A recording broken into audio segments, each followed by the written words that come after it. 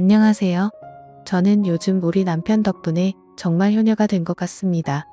왜냐고요? 우리 자상하고도 섬세한 남편은 저뿐만 아니라 제 친정엄마한테도 신경을 써줍니다. 친정엄마가 어디 아프시다고 하면 바로 병원으로 모시고 가지고 뭐 먹고 싶다고 저에게 얘기를 해서 남편에게 말을 하면 남편이 바로 알아듣고 바로 음식점을 예약을 하고 그럽니다. 그리고는 다음부터는 저한테 직접 말씀하시라고 굳이 집사람에게 말해서 부담 느끼게 하면 저도 그런 거 싫다고 말을 합니다. 세상 어떤 남자도 부럽지 않을 만큼 저한테도 저희 친정엄마한테도 잘해주는 우리 남편을 저는 너무 자랑스러워합니다.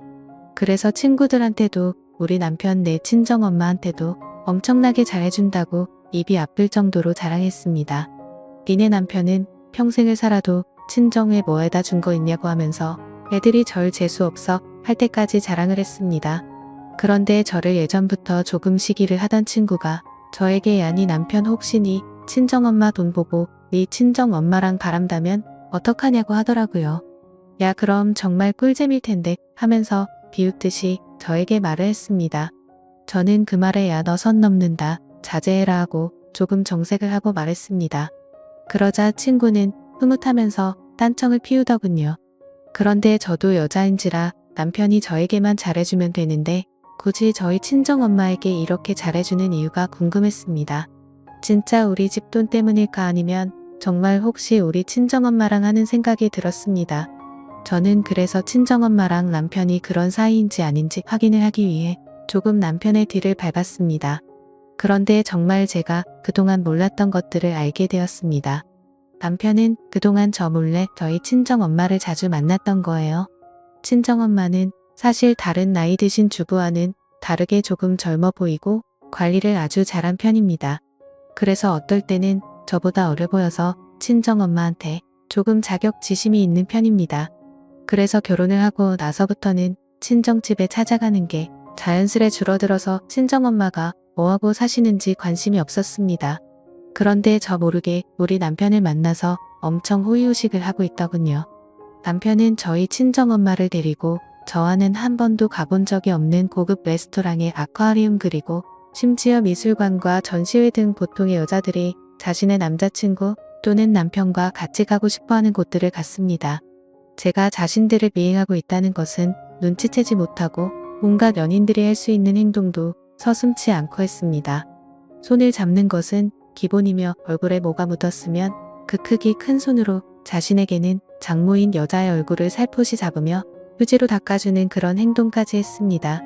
그리고 더욱 저를 부들부들 떨리게 하고 열이 받게 한 것은 호텔이었습니다. 저도 남편과 살면서 한 번도 가본 적이 없는 호텔이었습니다. 집에서 그냥 밥 먹거나 여행을 가도 그냥 당일치기로 갔다 오는 것을 좋아하는 남편이었는데 제가 알던 남편은 다른 사람이었습니다.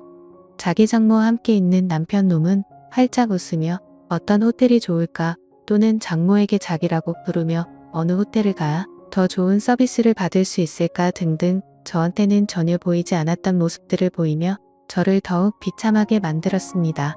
저는 그렇게 둘이 미행하던 도중 갑자기 너무 비참한 나머지 도중에 집으로 돌아왔습니다. 나는 이제 남편에게 관심거리 중에 10분의 1 정도도 차지하지 못하는 건가 하는 생각과 함께 정말 남편을 어떻게 해야 하지 온갖 생각이 들었습니다.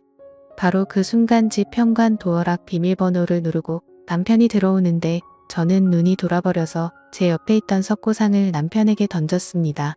그 석고상은 정확히 남편의 머리에 맞았고 남편은 결국 119 구급차에 실려가게 되었습니다. 저는 구급차에 따라 타고 병원으로 이송이 된 후 남편이 응급실에 누워서 치료를 받는 도중에 그냥 병원을 나왔습니다. 그리고 제 친정엄마에게 가서 당신이 잘 가지고 놀던 내 남편이 지금 병원에 있으니 한번 가보라고 그렇게 말했습니다. 친정엄마는 사색이 되어서 병원으로 달려갔고 저는 제 집으로 가서 커피를 마시면서 어떻게 상황이 발전해 가는지 기다렸습니다. 저에게 아무 연락도 하지 않는 친정엄마는 제 남편을 데리고 집으로 왔습니다. 자신이 바람을 핀 남자를 데리고 남자의 와이프이자 자신에게는 다른 사람의 집에 와서 잘도 챙겨주더군요. 저는 그런 여자를 보고 저를 낳아준 제 엄마라는 사실도 잊은 제 그녀의 얼굴에 물을 끼얹었습니다. 그때 손에 남편의 얼굴을 닦아줄 물이 담긴 대야통이 있었는데 그게 날아가서 온 집안 바닥이 물바다가 되었죠. 친정엄마는 저를 보며 이게 무슨 짓이냐고 저를 보며 말했습니다. 저는 제 친정엄마에게 얼굴에 철판을 깔아도 유분수지 딸이 떡하니 앞에 앉아있는데 딸의 남편하고 그렇게 바람을 피냐고 그러자 그 순간 친정엄마는 저를 노려보던 눈빛이 조금 흔들리더군요. 도대체 당신의 머릿속에는 뭐가 들었냐고 그렇게 남자가 굶어서 딸의 남편이라는 것도 있고 그렇게 남의 남자를 건드리냐고 소리를 질렀습니다. 친정엄마는 그 말을 듣고 얼굴이 축 처지는 표정을 지으며 식탁에 앉아 있었습니다. 그리고 나서 그래 네 아빠는 날 여자로 보지도 않고 이제는 그냥 식모 취급을 하는데 나도 여자다 남자한테 사랑을 받고 싶고 잠자리를 하고 싶었다.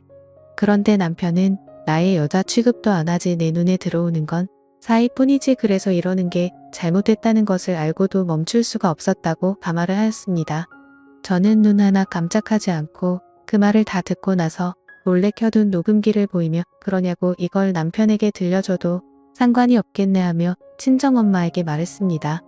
단순히 자신의 욕구를 채우기 위해서 자신의 딸의 남자를 만났다고 하면 남편은 뭐라고 하려나 하고 친정엄마를 협박하자 친정엄마는 제발 그러지 말라고 저에게 빌었습니다. 저는 그 소리에 당신은 이미 남편을 버리고 다른 남자와 바람을 핀 불륜녀에 불과하고 친딸의 남자와 간통한 것에 불과하다고 말을 하며 그냥 다 필요 없고 아빠한테서도 나한테서도 그냥 떠나라 하고 말했습니다. 친정엄마는 그 소리에 나 이렇게는 못 끊는다. 제발 살려달라고 하는 도중에 방문이 열리며 남편이 붕대를 감은 머리를 손으로 짚고 비틀거리며 나왔습니다. 남편은 저에게 자신이 잘못했다고 장모님은 아무 잘못도 없다고 말하며 이건 둘의 문제지 장모님의 문제가 아니라고 했습니다. 저는 장모님을 보며 일단 집으로 돌아가라고 말을 했습니다. 저는 다시 열이 뻗쳐서 남편에게 온갖 물건을 던졌습니다. 이제 치료를 받고 돌아와 아직 몸이 온전치 않은 남편은 제 손에 그냥 나가 떨어지더군요. 저는 결국 머리끝까지 화가 나서 집을 모두 부셔버렸습니다. 식탁에 깔린 유리며 전기밥솥, TV 등등 보실 수 있는 것은 다 때려 부시며 집안을 난장판으로 만들어 놓고 나서 헉헉거리면서 소파에 앉아 있었습니다. 저는 남편과 친정엄마에게 나가라고 소리쳤습니다. 나가서 둘이 아주 잘 살아보라고 그리고 나중에 가서 후회해보라고 하고는 제 방으로 들어갔습니다. 그리고 침대에 누워서 울었습니다. 다음날 아침에 눈을 떠서 거실에 나가보니 엉망이 된 집안이 보였습니다. 저는 식탁 의자에 앉아 엉망이 된 부서진 집을 보면서 그동안 남편과 쌓아온 추억을 떠올렸습니다. 웃으면서 하나 둘씩 살림살이들을 사서 집에 놓았는데 그게 모두 헛된 짓이었구나 생각이 들었습니다. 저는 집을 나와서 아빠에게 갔습니다. 친정아빠는 갑자기 제가 찾아오자 제가 오기 전에 보던 TV를 끄시고 미안하구나 반복하셨습니다. 이미 아버지도 아시고 계셨지만 어찌할 수 있는 방법이 없어 그냥 지켜보고만 되셨던 것입니다. 저는 친정아빠를 붙잡고 울면서 우리는 왜 이렇게 살아야 할까 하고 분한 마음을 표현했습니다. 친정아빠는 그런 저를 보고 이제 다 필요 없다. 이제 꼴도 보기 싫고 그냥 너랑 나랑 이렇게 살자고 했습니다. 저도 친정아빠의 말을 듣고 그러자고 했습니다. 저는 친정아빠의 도움을 받아서 남편과 살던 집을 수리해서 부동산에 팔려고 내놓았습니다. 그리고 저는 짐을 챙겨서 아버지의 집으로 들어갔습니다. 친정엄마는 이미 침을 가지고 남편과 나간 뒤 이어서 아빠도 많이 척척하셨는지 제가 오니까 너무 기뻐하셨습니다. 저는 그날부터 남편과 친정엄마를 잊고 살고 있었습니다. 대신 가슴 한칸에는 작은 마음을 풀고 있었습니다. 만약 다시 내 눈앞에 둘이 나타난다면 정말 그때는 둘을 죽이고 내가 살인자가 되고 말지. 그들이 행복해하는 모습을 못 본다고요. 이런 일이 세상에 존재하는 일일까 하는 마음으로 꾸며낸 이야기라고 생각하겠죠. 하지만 실제로 겪은 사람은 정말 지옥보다 더 심한 고통을 겪으면서 살고 있습니다. 여러분은 이런 일을 겪지 않으셨으면 하는 마음과 함께 여러분에게 조언을 드립니다.